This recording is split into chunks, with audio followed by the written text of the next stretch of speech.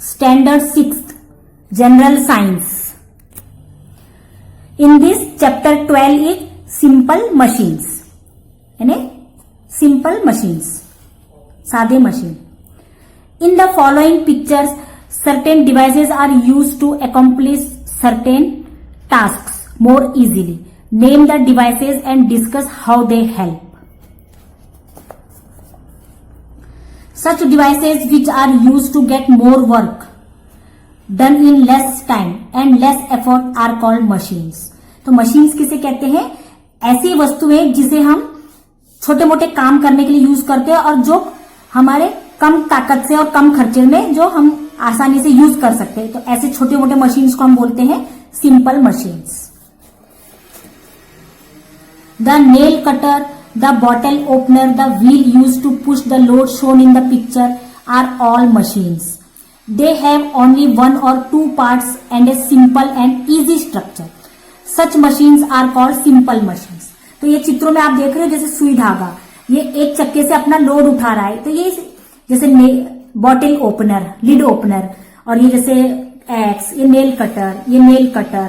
तो ये सब चीजें हैं सिंपल मशीन्स है जिसके लिए हम एक या दो ही चीजों को जोड़ के बना रहे हैं. तो ये हो गए simple machines. Simple machines can be handled easily and there are less chances of these machines breaking down और getting damaged. We use many such machines in our day to day life. Simple machine जो है वो बहुत आसान होते हैं use करने में और वो जल्दी खराब भी नहीं होते. और हम अपने रोजमर्रा के जीवन में ऐसे कई छोटे मोटे सिंपल मशीन्स रोज यूज करते हैं ना. सुई धागा, नेल कटर, ओपनर, ये सब हम रोज यूज करते हैं अपने रोजमर्रा. Observe the machine shown in the following pictures. For what purpose are they used? Can you name some other machines of this kind? तो आप कह रहा है ये नीचे चित्रों में दिए हुए कुछ मशीन है उनको देखिए. अब ऊपर तो हमने सिंपल वस्तुएं देखी जो हम रोजमर्रा के जीवन में यूज करते हैं. अब ये मशीन देखो, मिक्सर, स्कूटर, बाइसिकल, सिलाई मशीन, व्हील चेयर. तो ये क्या है? These machines have many parts which carry out many processes for completing a task. For this purpose the parts are joined to one another. Therefore these machines are called complex machines. अब complex machines क्या है? जैसे ये हो गए, ये पूरे complex machines है. सिंपल मशीन में तो एक या दो पार्ट ही जोड़ के हम बनाते हैं जो इजीली यूज कर सकते हैं और खराब नहीं होते. अब कॉम्प्लेक्स मशीन्स क्या होते हैं? जिनमें बहुत सारे पार्ट्स यूज होते हैं. अब जैसे स्कूटर बनाना है तो बहुत सारे पार्ट्स यूज करके बनाए हैं. मिक्सर हो गया, ये बाइसिकल हो गया, ये कई पार्ट्स को जोड़ के बनाया गया. और इस प्रकार के मशीन्स को कहते हैं complex machines. Some of the parts of such complex machines are actually simple machines. The structure of complex machine is complicated. अब इनके स्ट्रक्चर भी बहुत कॉम्प्लिकेटेड होते हैं, ये आसान नहीं होते, है ना.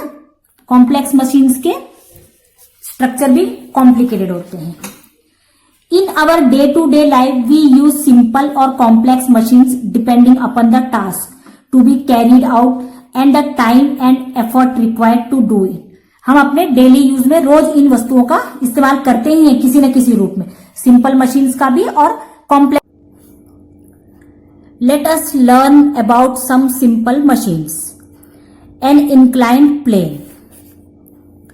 A heavy drum is to be loaded onto a truck.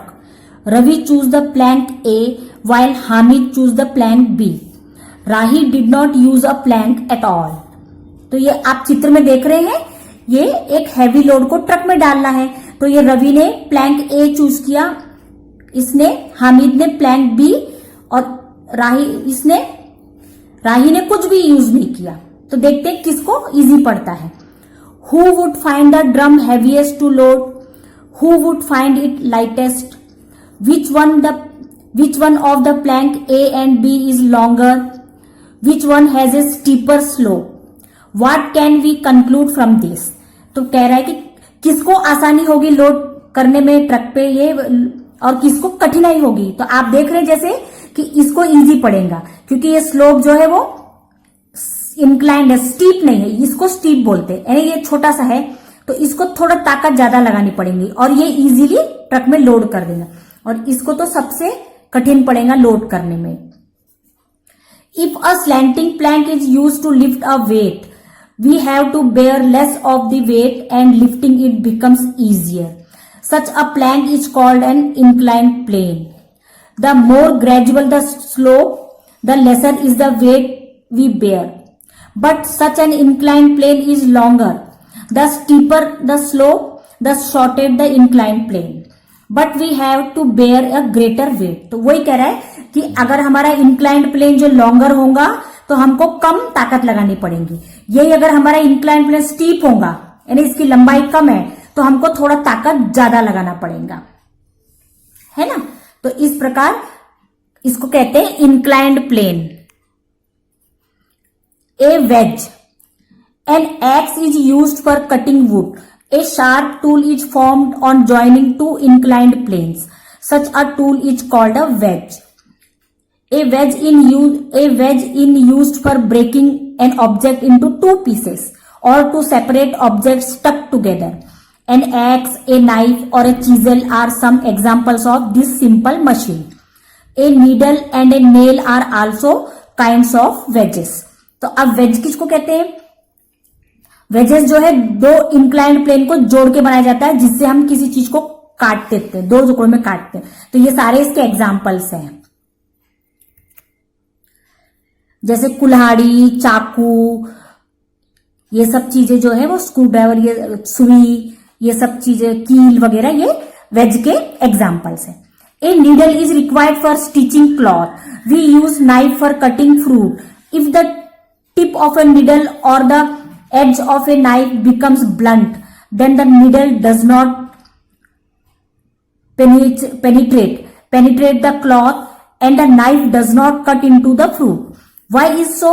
तो कह रहा है अगर सुई और चाकू जो है उसके धार अगर मोटी हो जाए तो हम कपड़े में सुई को नहीं घुसा सकते और चाकू भी फिर अच्छे से नहीं काट पाता है। तो क्यों ऐसा होता है आपसे पूछ रहा है, क्योंकि दो इंक्लाइंड प्लेन्स को जोड़ के जो एकदम शार्प बनाए जाते हैं तो वो हमें काटने के काम आता है। अब नेक्स्ट है लीवर।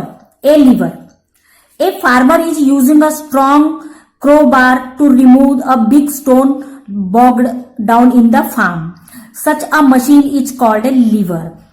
अब आप ये चित्र में देख रहे हैं जो फार्मर जो है एक बड़े पत्थर को उठाने के लिए ऐसे एक क्रोबार का यूज कर रहा है। तो इस प्रकार से हम हैवी पत्थर को इजीली उठा सकते हैं।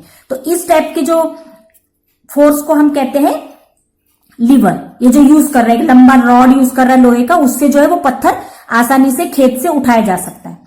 ए lever has three parts namely effort, load and fulcrum. The support at which the rod of a lever is rested is called the fulcrum of a lever. The lever rotates about the fulcrum.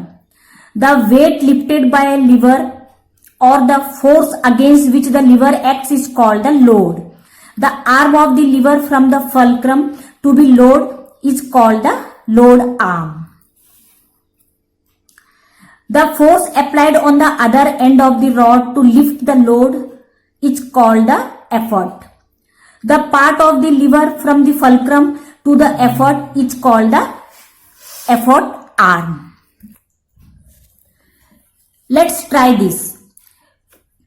Place a pencil on a table. Place a ruler on it at right angles with it. Put a proper weight on one end of the ruler. Press the other end with your finger to lift the weight. Which are the load arm, the effort arm and the fulcrum of this lever? तो ये कह रहा है आप ऐसे करके देखिए। एक पेंसिल रखिए, पेंसिल के ऊपर एक स्केल रखिए और स्केल के एक तरफ वेट रखिए और इसको उठाने के लिए आपको यहाँ पे फोर्स अप्लाई करना पड़ेगा। तो अपनी उंगली से इसको दबाना है। तो जो हम उंगली से दबा रहे हैं तो ये एफर्ट है, यानी हम ताकत लगा रहे हैं, और ये लोड है, और ये जो दोनों का यहाँ पर जॉइंट टच हो रहा है तो वो है फल्क्रम है। Now go on increasing the distance between the proper weight and the pencil by 4 centimeters every time and see whether the proper weight can be lifted when placed at each of those distances. What do you find? as the effort arm becomes longer and longer compared to the load arm, less and less force is required to lift the paperweight. Such a lever is called a lever of the first order. The picture shows how we use an opener to remove the cap of a sauce bottle. Try to do the same yourself. To remove the tight fitting cap, the opener is rested on a cap and we apply a force on the opposite end of the opener to pull it upwards. The cap also gets pulled up as the opener rotates about the fulcrum. Where are the fulcrum, load and effort in this case? तो इसी प्रकार हम किसी भी sauce की बोतल का ढक्कन ओपन करने के लिए ये ओपनर यूज करते हैं। तो यहां पर ये जो दोनों को ज्वाइन करके खींच रहा है वो फल्क्रम है और ये लोड है जो ढक्कन का टाइट पल, और हम यहाँ पे दूसरे एंड पे, ओपनर के दूसरे एंड पे ताकत लगा रहे हैं, तो वो हमारा एफर्ट है। तो इस प्रकार हम ओपनर यूज करते हैं। How do we lift an object using tongs? अब चिमटे से हम कैसे वस्तुएं उठाते हैं? कभी आपने चिमटा देखा है ना, किचन में वगैरह में यूज करते हैं। द वेट और the load is at one end of the arms of the tongs. We apply effort in the middle of the arm. It means the effort is applied in the middle of the lever, while the fulcrum and the load are at the opposite ends. तो हम चिमटे से कैसे उठाते हैं? यहां पर हम पकड़ते हैं, ये हमारा एफर्ट यहाँ बीच में आता है और फल्क्रम है किनारे में, क्योंकि दोनों ज्वाइंट है, यहाँ पे दो इंक्लाइन प्लेन यहाँ ज्वाइंट है, और ये लोड है बीच में जिसको हम उठा रहे हैं, और हम दोनों तरफ से, दोनों चिमटे की तरफ से हम ताकत लगाते हैं, इसको दबाते हैं, तब ये लोड हम उठा सकते हैं। There are 3 types of levers depending upon the position of the effort, the fulcrum and the load. तो 3 प्रकार के लीवर्स होते हैं। Let's try this. A pulley. अब पुल्ली किसे कहते हैं? ये ऐसा चक्का होता है, आपने ये ऐसे इस प्रकार का चक्का कुएं में देखा होगा, जब हम कुएं से बकेट से पानी निकालते हैं तो ऐसा चक्का यूज करते हैं, इसे कहते हैं pulley. Take a pencil, some sticking tape, an empty reel of thread, half a meter of thick thread, a weight such as an eraser that can be tied to the thread. Play down. Place the pencil on the table so that it just over the edge of the table. Fix it firmly to the table using the sticking tape. Insert the reel over the part of the pencil that just out. Put a lump of the play dough on the tip of the pencil so that the reel does not come off. Draw the thick thread having the weight at one end over this reel. What happens when the loose end of the thread is held and pulled down? The weight tied at the other end gets lifted up. तो कह रहा है ये ऐसे एक आप बनाइए, pencil लगाइए टेबल पे और उस पर चक्का लगा दीजिए, पुल्ली ने व्हील को बोलते हैं, और फिर ऐसे वेट को उठाना। तो इस प्रकार का हम कुएं में देखते हैं। कुएं जैसे कोई भारी सामान को उठाना है तो चक्के से अगर खींचेंगे तो इजीली उसको हम उठा सकते हैं। Such a device with grooved wheel and thread design to lift weights is called a pulley. तो इस प्रकार के व्हील और धागे से जो हम लोड उठाते हैं उसको कहते हैं pulley. How does it help to use a pulley? If we use a pulley, force can be applied in the downward direction for lifting the weight in an upward direction. This is convenient and easy. You must have seen some examples of pulleys in day-to-day use. Make a list of these. तो कह रहा है आप ऐसे pulley का day to day life में कहीं ना कहीं देखते हैं, जैसे मैंने आपको बताया ना, कुएं से पानी निकालते हैं या कुछ भारी चीज वस्तु, तो आपको इसकी लिस्ट बनाना है, आपने कहां कहां इनको देखा है। Can you tell a wheel and axle? All of you must have enjoyed sitting on a giant wheel. What makes the giant wheel go round? तो आप सभी ने कभी ना कभी ये जाइंट व्हील मेले वगैरह में देखा होगा, इस प्रकार का जाइंट व्हील आपने इंजॉय किया ही है। The giant wheel is lifted to a rod at its centre. This rod is called an axle. When the axle starts rotating, with the help of electricity, the wheel fitted to it also starts rotating. This combination of an axle and a wheel is a simple machine. We see innumerable examples of its use. When the pedal of a bicycle is rotated, the wheel starts rotating. How does this happen? जैसे cycle का चक्का भी जब हम pedal मारते हैं तो cycle का चक्का हिल रोटेट होता है ना, तो फिर साइकिल आगे बढ़ती है। उसी प्रकार ये सेंटर में ये फिक्स होता है और जब ये इलेक्ट्रिसिटी से चलता है तो ये जो इसके बड़ा चक्का है ये भी रोटेट होता है। मेंटेनेंस ऑफ मशीन्स यानी मशीन्स का रख रखाव, अब उनकी देखभाल कैसे करनी चाहिए। Parts of machines rub against one another when they are used. Soiled, dusty ports create more friction. Some parts affected by the weather rust and erode. Machines get damaged or become useless due to such wear and tear.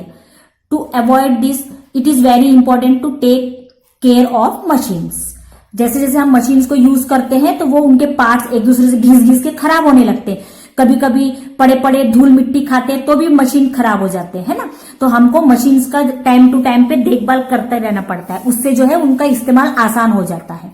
अगर हम उनको सही ढंग से देखेंगे नहीं तो वो सही तरीके से काम नहीं करेंगे। During the maintenance of a machine all its parts we are wiped clean. Oil और lubricant is released between parts that rub against each other, so that there is less friction between them and the wearing is reduced.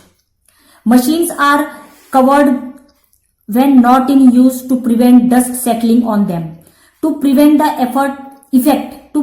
effect of weather, metallic parts in a machine are painted externally and the machines are always kept dry. तो हमें उनकी रखरखाव कैसे करनी चाहिए। जब हम machines को इस्तेमाल करते हैं तो जहां पर भी दो पार्ट्स रगड़ खाते हैं तो वहां बीच बीच में हम टाइम टाइम पे हमको वहां पे लिब्रिकेंट लगाना चाहिए, ऑयल डालना चाहिए, है ना। और फिर जब हमारे कोई भी पार्ट्स काम में नहीं है तो उसको कपड़े से ढक के रखना चाहिए ताकि उसमें धूल मिट्टी ना बैठे। इस प्रकार हमें, और जो भी उसके मेटेलिक पार्ट्स है उसको पेंट कर देना चाहिए। पेंट करने से उनको जंग नहीं लगता है। इस प्रकार हम मशीन्स को मेंटेन करते रहना चाहिए। डू यू नो, क्या आप जानते हैं, big factories have a separate department for the maintenance of machines. Factories are closed at regular fixed periods for the maintenance of machines. तो बड़ी बड़ी फैक्ट्रियों में भी हफ्ते में एक बार छुट्टी दिया जाता है और फिर सारे मशीन्स को मेंटेन किया जाता है, बराबर मेंटेन करके छुट्टी के दिन फिर उसको चालू किया जाता है. Always remember, if machines are not properly maintained, they will be of no use when we actually need them. Before we use a machine, we must learn how to handle it properly so that there are no accidents.